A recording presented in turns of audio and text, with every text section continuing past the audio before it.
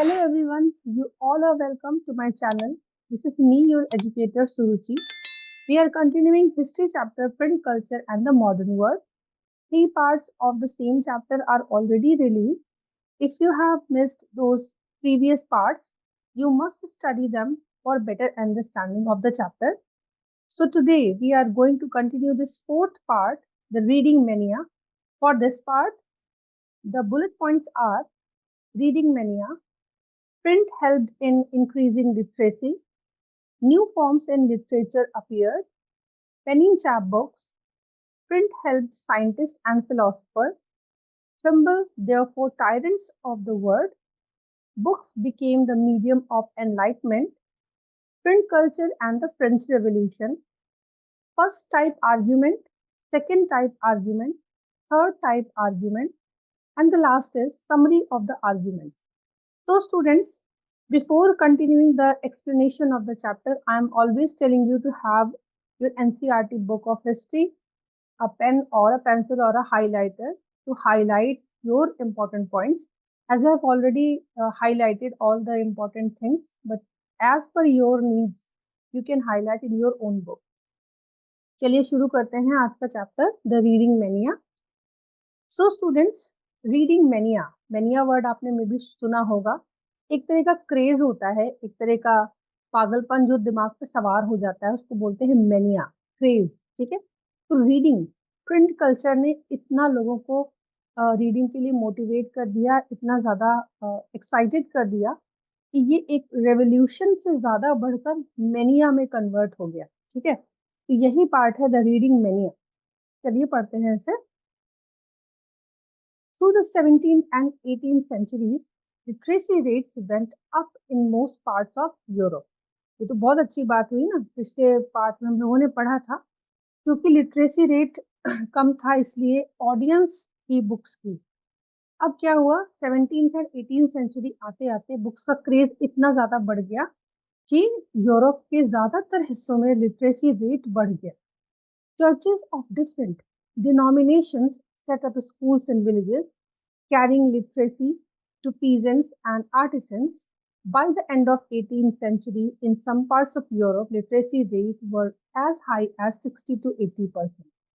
देखो, यूरोप में चर्चेस ने इस बात का जिम्मेदारी उठाई कि ज़्यादा से ज़्यादा गांव में और जो जो जितने एरियाज में चर्च को फॉलो किया जाता है वहाँ पे स्कूल सेटअप किए जाएं और पीजेंट्स और आर्टिसंस तक एजुकेशन को, लिटरेसी को ले जाया जाए.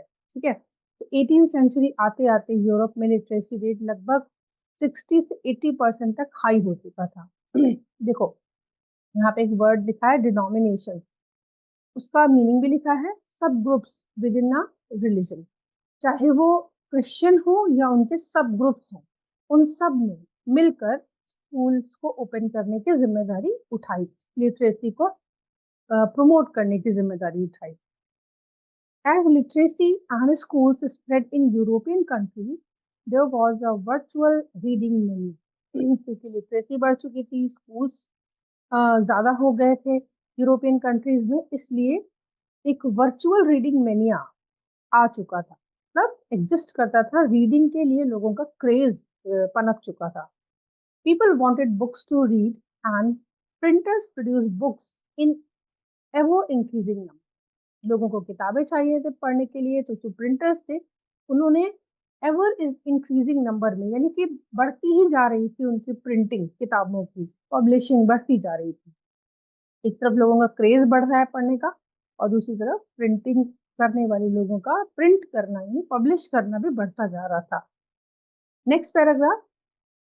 New forms of popular literature appeared in print targeting a new audience. देखो, ये तो बढ़िया बात है ना कि जितना ज्यादा लोग पढ़ना चाह रहे हैं तो ऑब्वियस सी बात है, एक ही जैसी चीजें तो लगातार आदमी पढ़ के इंटरेस्ट नहीं डेवलप कर सकता. तो पॉपुलर लिटरेचर जो कि अपीयर करता था, उसमें नए नए तरीके, नए नए फॉर्म्स, नई नई विधाएं निकल के आने लगी ताकि नया नया ऑडियंस उनको मिले. यानी कि जिस तरीके की बुक 5 साल पहले चल रही थी, 2 साल पहले चल रही थी, उसमें नया कुछ ऐड किया गया ताकि उनको नई ऑडियंस मिल सके पढ़ने के लिए. Booksellers employed peddlers who roamed around villages carrying little books for sale.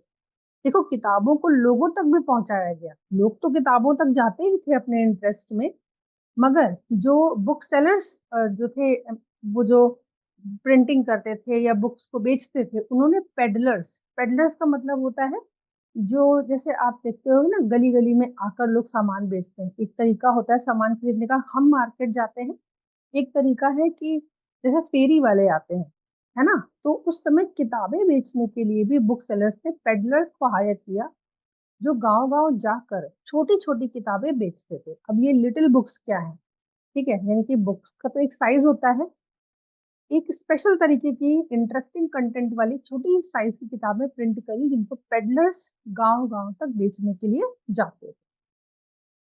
There were एल्मेनेक्स और ritual calendars along with ballads and folk tales। अब ये एल्मेनेक्स क्या है, इसको देखते हैं। यहाँ पे लिखा है, देखिए ब्लू से मैंने हाईलाइट किया है।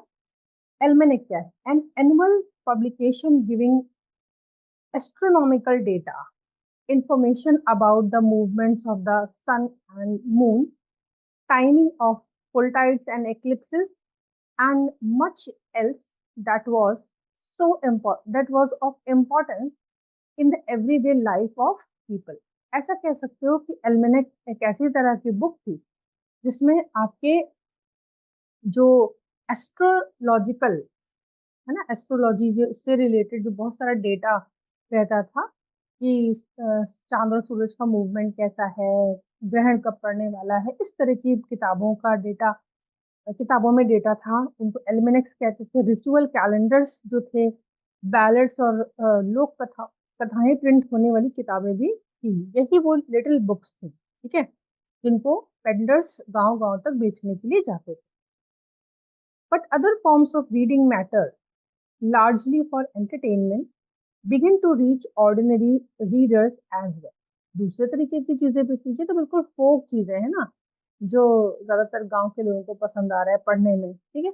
दूसरे और ऑर्डिनरी रीडर्स के लिए दूसरे और एंटरटेनमेंट वाली बुक्स भी अवेलेबल थी। इन इंग्लैंड, देखो यहाँ पे एक वेरी शॉर्ट क्वेश्चन है।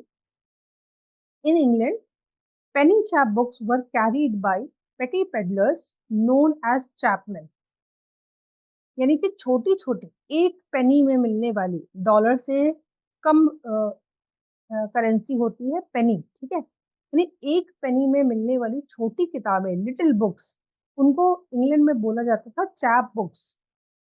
ये चैप बुक्स अलग अलग टॉपिक्स पर लिखी होती थी, और इनको पेडलर्स सस्ते दामों में, जो पेडलर्स होते थे वो आसपास फेरी लगा करके बेचने जाते थे, और इन पेडलर्स को, क्योंकि ये पेडलर चैप बुक्स बेचते थे, इसलिए इन पेडलर्स को बोलते थे चैपमैन, ठीक है। एंड सोल्ड फॉर अ पेनी, कितने रुपए में बिकती थी? एक पेनी की एक किताब मिल जाती थी, so that even poor could bye them. और इन किताबों को इतना सस्ता और इतना अवेलेबल इसीलिए रखा गया ताकि गरीब से गरीब व्यक्ति इन किताबों को खरीद कर पढ़ सके। एक पेनी की वैल्यू तो बिल्कुल नाम मात्र की होती थी। In France were the Bibliotheque Bleue, which were low-priced small books printed on poor quality paper and bound in cheap blue covers। England में जो फेमस बुक्स थी सस्ती, चैप बुक्स बोलते थे। फ्रांस में जो सस्ती किताबें थी, उन्हें बिलियोथक्यू ब्लू बोलते थे, ठीक है। अब इन बुक्स की खासियत क्या होती थी? कंटेंट और एंटरटेनमेंट सेम था, बट ये जो छोटी किताबें होती थी, ये लो प्राइस बनाए रखने के लिए, ताकि ये सस्ती भी थे, इनमें कागज की क्वालिटी थोड़ी पुअर होती थी, और इनमें सबका कवर एक जैसा होता था, ब्लू कलर का, ठीक है। इसीलिए इस फ्रांस में इस तरह की सस्ती किताबों को नाम रख दिया गया बिलियोथिक्यू ब्लू, ठीक है। होप आपको दोनों ये वेरी शॉर्ट समझ में आए हुए। अगर चैप बुक पूछा जाता है क्या है, बताओगे कि इंग्लैंड को बिलोंग करता है, एक पेनी में मिलती थी बुक। फिर फ्रांस में कौन सी फेमस थी सस्ती किताब? तो बिलियोथकी ब्लू। देखो ये कोई किताब का नाम नहीं है, ये टाइप ऑफ बुक है। तो सस्ती किताबें पुअर क्वालिटी पेपर की होती थी, जिनका कवर हमेशा ही चीप ब्लू होता था, टॉपिक उनके अलग अलग होते थे, ठीक है। ये लो प्राइस बनाए रखने वाली जो किताबें थी वो बिलियोथकी ब्लू थी। आगे देखते हैं। Then there were the romances printed on 4 to 6 pages, and the more substantial histories, which were stories about the past। बड़ा फेमस उस टाइम में क्या था, छोटे छोटे रोमांटिक स्टोरीज, जैसे जो 4 से 6 पेजों में आ जाती थी, पेजेस में, वो रोमांटिक स्टोरीज लोगों को पसंद था पढ़ना। हिस्ट्री की टॉपिक्स, है ना, पुराने टाइम में क्या हो चुका है वो स्टोरीज, पास्ट को बताने वाली स्टोरीज फेमस थी। बुक्स पर of various sizes serving many different purposes and interest. इस टाइम में बुक्स अलग अलग साइज की होती थी, छोटी से छोटी और नॉर्मल से नॉर्मल साइज की बुक होती थी। अलग अलग पर्पस और अलग अलग इंटरेस्ट के टॉपिक पर ये किताबें प्रिंट हुई होती थी, पब्लिश होती थी। नेक्स्ट टॉपिक देखते हैं, paragraph. The periodical press developed from the early 18th century, combining information about current affairs with entertainment। देखो 18th सेंचुरी में पीरियोडिकल प्रेसेस ने एक नई तरह की पब्लिशिंग शुरू करी। इसमें क्या था, कई तरह की कॉम्बिनेशन इंफॉर्मेशन थी। करंट अफेयर्स को एंटरटेनमेंट के साथ मिला करके प्रिंट किया जाने लगा। Newspapers and journals carried information about wars and trades as well as the news of developments in other places। अब न्यूज़पेपर और जर्नल्स जो प्रिंट होते थे, उनमें भी कौन सी इंफॉर्मेशन होती थी, उस टाइम में जो वॉर हो रहे थे, जैसा बिजनेस चल रहा है, अदर प्लेसेस पे क्या नए डेवलपमेंट की खबरें थे, वो सब कुछ इसमें प्रिंट किया जाता था, न्यूज़पेपर्स और journals. Next paragraph. Similarly, the ideas of scientists and philosophers became more accessible to the common people। देखो पैराग्राफ बहुत इंपॉर्टेंट है कि कैसे प्रिंट कल्चर ने, प्रिंट रेवोल्यूशन ने ये जो साइंटिस्ट हैं, फिलोसोफर्स, इनके आइडियाज को स्प्रेड होने में कैसे मदद करी, यानी कि इतने स्प्रेड हो गए कि कॉमन लोगों तक भी इनकी बातें रीच करने लगी, एक्सेसिबल हो गई। Ancient and medieval scientific texts were compiled and published, and maps and scientific diagrams were widely printed। अब पुरानी चीजों को भी प्रिंट किया जाने लगा, चाहे वो पुरानी एंशियंट वाली हो, मेडिवल हो, जो साइंटिफिक रिसर्चेस के टेक्स्ट थे, मैप्स थे, साइंटिफिक डायग्राम्स थे, उनको भी पब्लिश किया जाता था और इनको वाइडली प्रिंट किया जाता था ताकि लोग इनको देखें, समझे और पढ़ सकें। When scientists like Isaac Newton began to publish their discoveries, they could influence a wider circle of scientifically minded readers।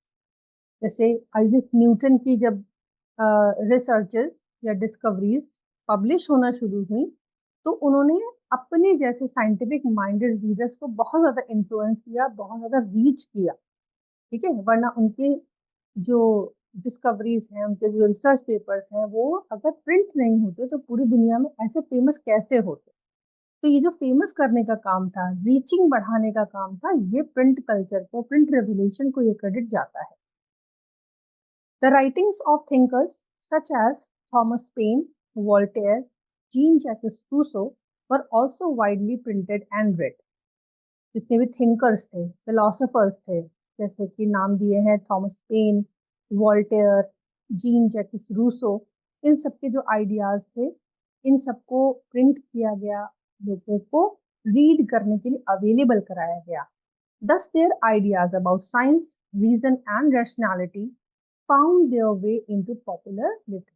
और इस तरह से जो ये साइंटिस्ट थे या फिलोसोफर्स थे, इनकी रीजनिंग की बातें, रैशनैलिटी की बातें पॉपुलर होती गई, लोगों में पढ़ने का क्रेज बढ़ता गया कि कौन सा फिलोसोफर, कौन सा साइंटिस्ट किस बारे में बात कर रहा है। प्रिंट होता था, पब्लिश होता था और लोग इसे बहुत इंटरेस्ट से पढ़ते हैं। होप आपको ये पैराग्राफ समझ में आया हो। नेक्स्ट है 4.1, tremble therefore tyrants of the world. तो जो बच्चों ये स्टेटमेंट दिया है, tremble therefore tyrants of the world, ये स्टेटमेंट दिया है लुइस मोर्सियर का। और ये इन्होंने क्यों दिया है, ये एक तरह से टायरेंट्स, यानी कि जो डिक्टेटरशिप या अ, ऐसे मोनार्कियल रूल्स थे ना, उनको चेतावनी जैसा दिया था उन्होंने कि अब आपको डरना चाहिए, क्योंकि प्रिंटिंग जिस तरह से आइडियाज को स्प्रेड कर रही है, उस तरह से ज्यादा दिन तक आपका रूल करना लोगों पर ये पॉसिबल नहीं। तो ये एक चेतावनी थी कि आप टायरेंट्स को डरना चाहिए। ठीक है, तो ये स्टेटमेंट दिया था लुइस सेबेस्टियन मर्सियर ने। चलिए पढ़ते हैं इसको। By the mid 18th century, there was a common conviction that books were a means of spreading progress and enlightenment. बिल्कुल ये मतलब 100% सही बात है कि किताबें एनलाइटमेंट यानी कि ज्ञान का प्रकाश फैलाने में, प्रोग्रेस स्प्रेड करने का एक माध्यम है। ठीक है, मिड 18th सेंचुरी तक ये बात बिल्कुल ही सभी लोग इस बात से कन्विंस्ड थे कि किताबें ही हैं जो ज्ञान का प्रकाश फैला सकती हैं। Many believed that books could change the world, liberate society from despotism and tyranny.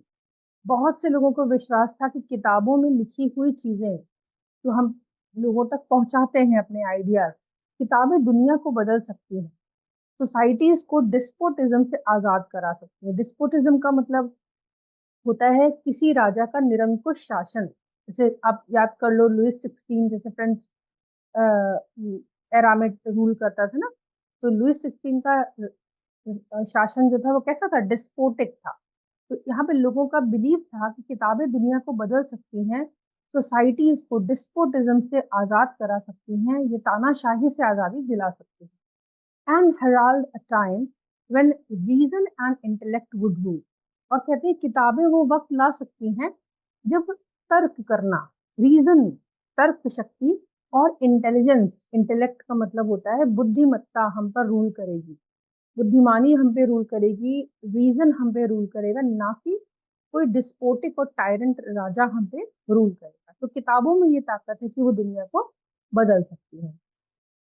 Louis Sebastien Mercier, a novelist in 18th century France, declared, "The printing press is the most powerful engine of progress and public opinion in the force that will sweep despotism away." बिल्कुल इस line का पूरा meaning लिखा हुआ है ना। Louis Sebastien Mercier, मैंने आपको पहले ही बताया कि मर्सियर की कही हुई ये लाइन है। ये फ्रांस के रहने वाले थे, 18th सेंचुरी के नॉवेलिस्ट थे। ठीक है, इन्होंने प्रिंटिंग की तारीफ करते हुए, उसे सपोर्ट करते हुए कहा कि प्रिंटिंग प्रेस एक ऐसा पावरफुल इंजन है जिसकी प्रोग्रेस होने के साथ साथ लोगों के ओपिनियंस में ताकत आएगी, और ये ताकत डिस्पोटिज्म को हमेशा हमेशा के लिए वाइप आउट कर देगी। यानी कि ये जो निरंकुश शासन है, ये हमेशा के लिए यूरोप से खत्म हो जाएगा, दुनिया से खत्म हो जाएगा, यूरोप से ही क्या। इन मेनी ऑफ मर्सियस नॉवेल्स, मर्सियस की और भी कई किताबें जो उन्होंने लिखी, नॉवेल्स लिखी, the heroes are transformed by acts of reading. उन्होंने अपनी नॉवेल्स में अपने हीरो को बदलते हुए दिखाया, क्योंकि वो किताबें पढ़ता था, वो रीडिंग करता था, इसलिए हीरोज की आइडियाज, हीरोज का कैरेक्टर बदलते हुए उन्होंने दिखाया कि किस तरह से उनके नॉवेल में हीरो ट्रांसफॉर्म हो गया, क्योंकि वो अच्छी किताबें पढ़ता था। They devour books, are lost in the word books create, and became enlightened in the process. उन्होंने अपनी किताबों में दिखाया कि lost in the word books create, अगर आप किताबों की दुनिया में खोए हैं तो क्या रिजल्ट आएगा, become enlightened in the process. आपको सिर्फ ज्ञान ही मिलता जाएगा, और किसी दुनिया में खोने से आपको ज्ञान मिले ना मिले, मगर अगर आप किताबों की दुनिया में खोए हैं तो डेफिनेटली प्रोसेस में क्या चलेगा, एनलाइटमेंट, ज्ञान आपको मिलता रहेगा। Convinced of the power of print in bringing enlightenment and destroying the basis of despotism, Mercier proclaimed, "Tremble therefore, tyrants of the world, tremble before the virtual right." तो Mercier ने किताबों की इसी पावर को, प्रिंट की इसी power को समझते हुए एक तरह से चेतावनी भरा स्टेटमेंट अपने नॉवेल के जरिए लिखा कि आपको डरना चाहिए। ट्रम्बल का मतलब कांपो, इतना डरो कि कांपने लगो। आपको राइटर्स से डरना चाहिए, और आपको राइटर्स की लिखी हुई किताबों से आने वाले चेंजेस से डरना चाहिए, क्योंकि अब आपकी टायरनी दुनिया में बचने वाली नहीं। टायरनी का मतलब जो आपका तानाशाही वाला शासन है, ये बिल्कुल भी बचने वाला नहीं। नेक्स्ट पैराग्राफ देखते हैं हम लोग, 4.2, print culture and the French revolution. देखिए, अगर आपको 9th का ये चैप्टर याद हो, फ्रेंच रेवोल्यूशन, तो फ्रांस में रेवोल्यूशन आने के पीछे कई रीजन थे। उनमें से एक रीजन था वहाँ के फिलोसोफर्स के आइडियाज का लोगों द्वारा फॉलो किए जाना। और मैंने अभी अभी आपको डाउट क्लियर किया कि ये फिलोसोफर्स के आइडियाज लोगों तक पहुंचते कैसे थे। हाँ, वो लोगों से बात भी करते थे, क्राउड इकट्ठा होती थी, बात करते थे, बट और दूर दराज तक उनके आइडियाज जो स्प्रेड होते थे, उसमें सबसे बड़ा रोल प्रिंट रेवोल्यूशन का था। किताबों का प्रिंट होना, पैम्फलेट्स का प्रिंट होना और जगह जगह उनको जाकर के डिस्ट्रीब्यूट करना। तो ये टॉपिक डील कर रहा है कि प्रिंट कल्चर का फ्रेंच रेवोल्यूशन में क्या रोल था। Many historians have argued that print culture created the conditions within which French Revolution occurred. आप इस बात से मना नहीं कर पाओगे कि बहुत से हिस्टोरियंस को लगता है कि फ्रेंच रेवोल्यूशन हो पाया क्योंकि प्रिंट कल्चर ने ऐसी कंडीशंस क्रिएट कर दी थी। इतना ज्यादा उनके आइडियाज को स्प्रेड कर दोगे, थोड़े समय में तो लोगों में चेंज आएगा ही और वो रिवोल्ट करेंगे ही। Can we make such a connection? क्या हम प्रिंटिंग के जरिए इतना कनेक्शन मेंटेन कर सकते हैं? बिल्कुल कर सकते हैं, बट इस बात को कंटिन्यू किया गया है 3 आर्ग्यूमेंट्स में। ठीक है, ये जो लिखा है ना, can we make such a connection, तो 3 आर्ग्यूमेंट्स हैं। तीनों को हम लोग पढ़ेंगे अभी। तो फर्स्ट टाइप ऑफ आर्ग्यूमेंट क्या है, क्या हम लोग वाकई ऐसा कनेक्शन मेंटेन कर सकते हैं? 3 types of arguments have been usually put forward. First, अब ये फर्स्ट आर्ग्यूमेंट है कि पहला आर्ग्यूमेंट क्या कहता है। Print popularized the ideas of the enlightenment thinkers. You cannot deny with this statement कि प्रिंट ही था जिसने जो ज्ञानी थिंकर्स थे, विचारक थे, उनके आइडियाज को पॉपुलराइज कराया था। Collectively their writings provided a critical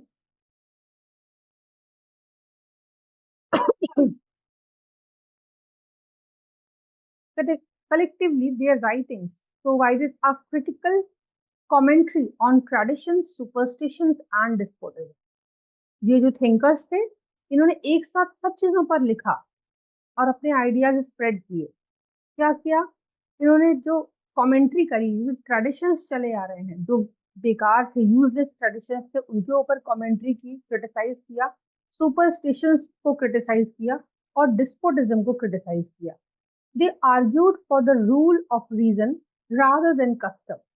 उन्होंने आर्ग्यू किया कि आप अपनी तर्क शक्ति का इस्तेमाल करें, ना कि किसी कस्टम को, कि 50 साल से वही नियम चला आ रहा है, हम लोग इसे इसीलिए फॉलो करते हैं क्योंकि ये 50 साल से चल रहा है।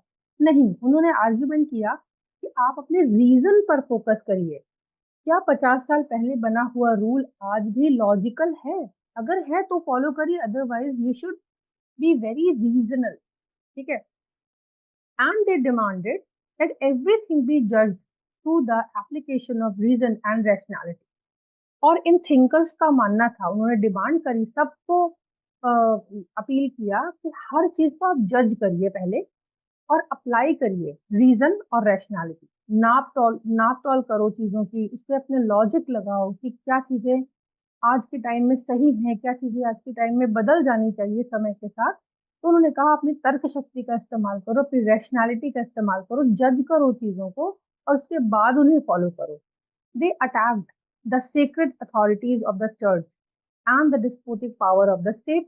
जो थिंकर्स थे बहुत डेयरिंग थे, अपनी राइटिंग्स के जरिए, अपने आइडियाज के जरिए उन्होंने ये जो चर्च की अथॉरिटीज थी, जिनको पूरी सोसाइटी बहुत सेक्रेड मानती थी, इतना सेक्रेड मानती थी कि उनके कहे हुए शब्दों को बदलना भी जरूरी नहीं समझते थे, उन्हें अपोज करना तो दूर की बात है। मगर इन थिंकर्स ने क्या डेयरिंग करी कि इन सेक्रेड अथॉरिटीज जो चर्च की थी, इनको अटैक किया। अटैक मतलब कोई फिजिकल अटैक नहीं, इनको टारगेट किया, क्रिटिसाइज किया। डिस्पोटिक पावर को, जो देश को चला रहे हैं, देश तो उस टाइम में थे नहीं, किंगडम थे, किंगडम को चलाने वाले डिस्पोटिक पावर्स को उन्होंने क्रिटिसाइज किया। 10 eroding the legitimacy of a social order based on tradition. उन्होंने बिल्कुल कहा कि सोसाइटी में ये जो ट्रेडिशनल सोशल ऑर्डर चला आ रहा है, उसको बिल्कुल जड़ से खत्म कर देना चाहिए। ठीक है, सोशल ऑर्डर जैसे मैं फ्रांस का आपको बताऊं क्या था, the whole population was divided into 3 estates. तो सोशल ऑर्डर था ना, सबसे ज्यादा टॉर्चर कौन था उसमें? Third estate. ठीक है, तो इन थिंकर्स ने एक उस सोशल ऑर्डर जो ट्रेडिशनली चला आ रहा था उसको एरोड कर दिया। The writings of Voltaire and Rousseau were read widely. सबसे ज्यादा कौन पढ़े जाते थे, किसकी थॉट पढ़ी जाती थी? वॉल्टायर की और रूसो के थॉट्स को पढ़ा जाता था। And those who read these books saw the world through new eyes. जिन जिन ने भी इन फिलोसोफर्स को, इन थिंकर्स को पढ़ा, उनका दुनिया को देखने का नजरिया बदल गया। यहाँ पे लिखा है ना, saw the world through new eyes. आंखें नहीं बदल गई, नजर नहीं बदलती, नजरिया बदलता है। ठीक है, तो इनको पढ़ने वालों का नजरिया बदला दुनिया को देखने का। Eyes that were questioning, critical and rational. अब उनका नजरिया कैसा था? आईज का मतलब यहाँ पे नजरिया, देखने का नजरिया कैसा था? अब उनको सवाल पूछने में इंटरेस्ट था कि ये ऐसा है तो क्यों है। क्रिटिकल था, क्रिटिसाइज करते थे, अच्छा और बुरा दोनों चेक करते थे। रैशनल थे, तार्किक थे। तर्क होना चाहिए चीजों में, बिना तर्क की चीजों को लोग अब एक्सेप्ट करने को रेडी नहीं। तो ये फर्स्ट आर्ग्यूमेंट था कि लोग किस तरह से रेवोल्यूशन के लिए मोटिवेट हुए। ये फर्स्ट आर्ग्यूमेंट था। अब हम लोग पढ़ने जा रहे हैं सेकेंड आर्ग्यूमेंट। ठीक है, print created a new culture of dialogue and debate. Print ने लोगों को मोटिवेट किया कि आप डिस्कशन करिए, exchange your dialogue and do the debates. बात करो, मतलब एक प्लेटफॉर्म दिया लोगों को कि आप बात कर सकते हो। जब आप पढ़ते हो, सपोज करो मैं ही एक टीचर हूँ और मैं आपसे कह रही हूँ कि बेटा ये वाली बुक पढ़ के आना। ठीक है, आप उस बुक को पढ़ के आओगे, मैं आपसे कुछ क्वेश्चन पूछूंगी, आपको कुछ सही लगा आप डिस्कस करोगे। तो कहीं ना कहीं प्रिंटेड किताबों में लिखे हुए आइडियाज ने एक नया कल्चर इंट्रोड्यूस किया to do dialogues and debate. All values, norms, and institutions were re-evaluated and discussed by a public that had become aware of the power of reason and recognized the need to question existing ideas and beliefs. बहुत अच्छी बात है।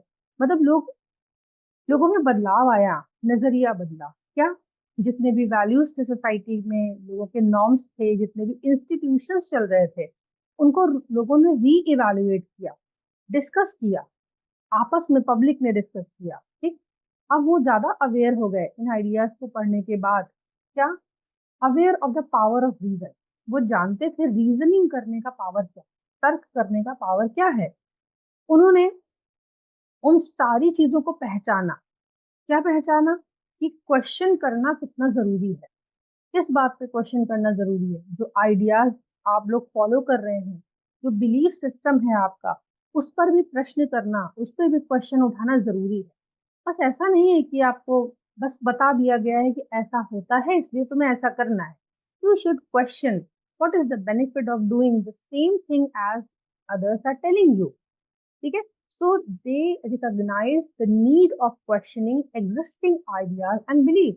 मतलब simple सा यहाँ पे जो extract निकलता है वो ये कि लोगों की आंखें खुल चुकी थी।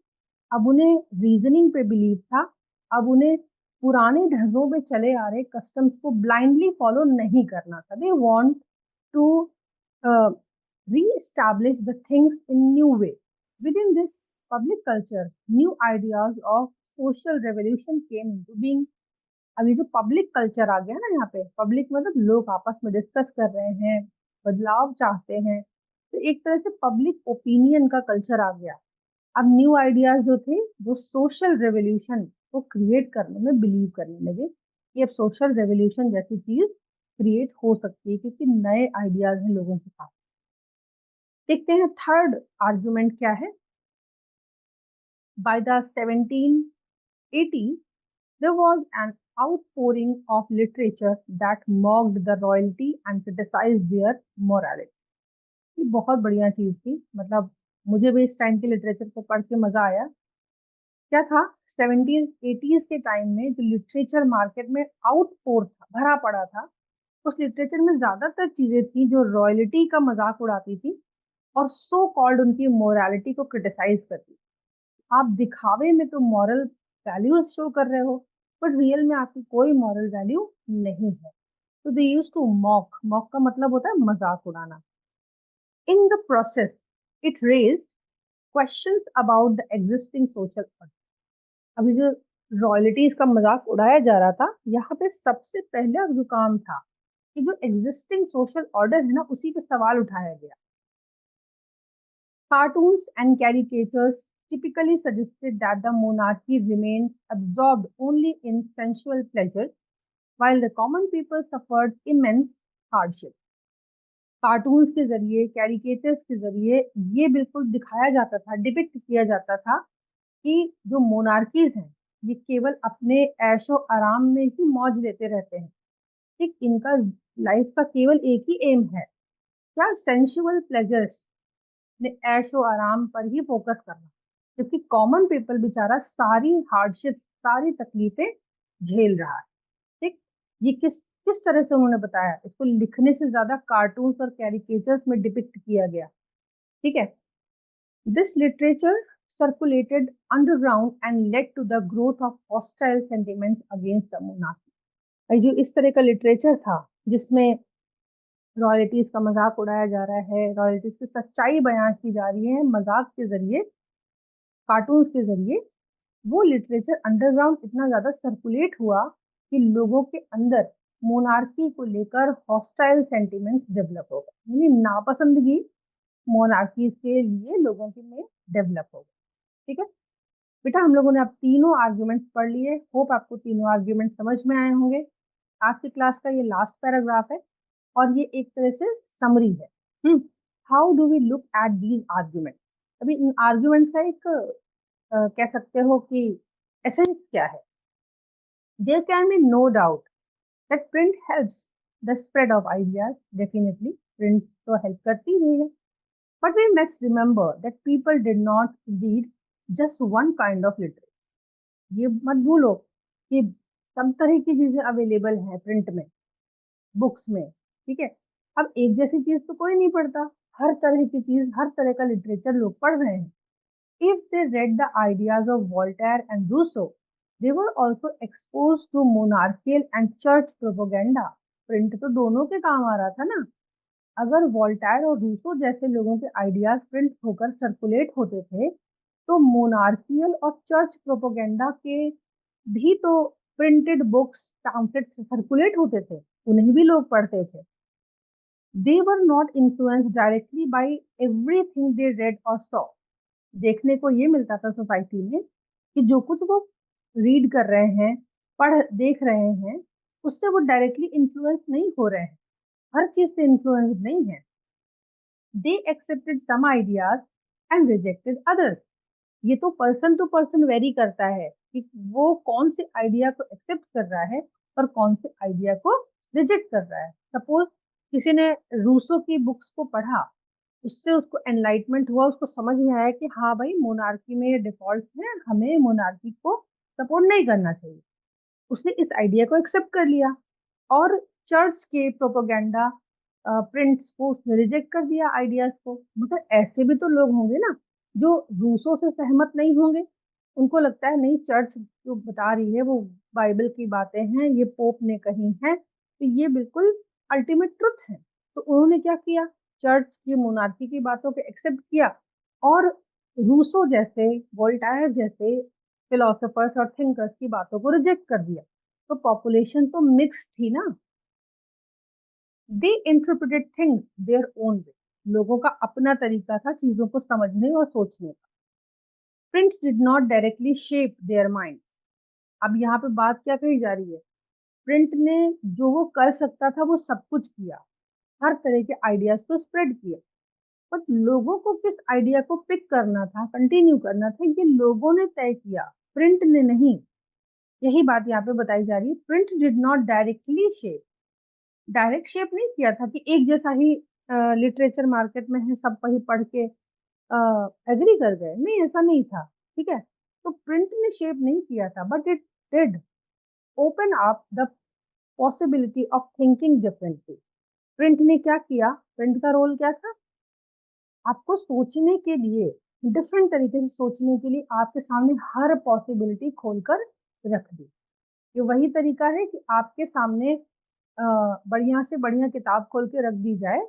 ठीक है, साइंस की, लिटरेचर की, अच्छी स्टोरीज की, पंचतंत्र की, और कुछ क्रिमिनल स्टोरी बेस्ड चीजें रख दी जाए, कुछ बैड थिंग्स रख दी जाए पढ़ने को, कि आपकी चॉइस होगी कि आप उसमें से पिक क्या करना चाहते हैं। तो प्रिंट ने भी वही किया, it did not directly shape their minds, but print helped opening all the ways of thinking. Now it's up to you what you are going to accept by reading. Fine. So this is the conclusion of these three arguments. यहाँ पे हमारा chapter complete हो रहा है, ये part complete हो रहा है, फोर्थ पार्ट। फिफ्थ पार्ट हम लोग नेक्स्ट वीडियो में पढ़ेंगे। तब तक के लिए आप इसको रिवाइज करिए। कोई क्वेश्चन कोई क्वेरी हो तो आप कमेंट बॉक्स में ड्रॉप करिएगा, ठीक है। चलिए मिलते हैं हम लोग नेक्स्ट वीडियो में। तब तक के लिए goodbye, take care, do like, subscribe and share the channels link those who need the detail explanation. Thank you everyone.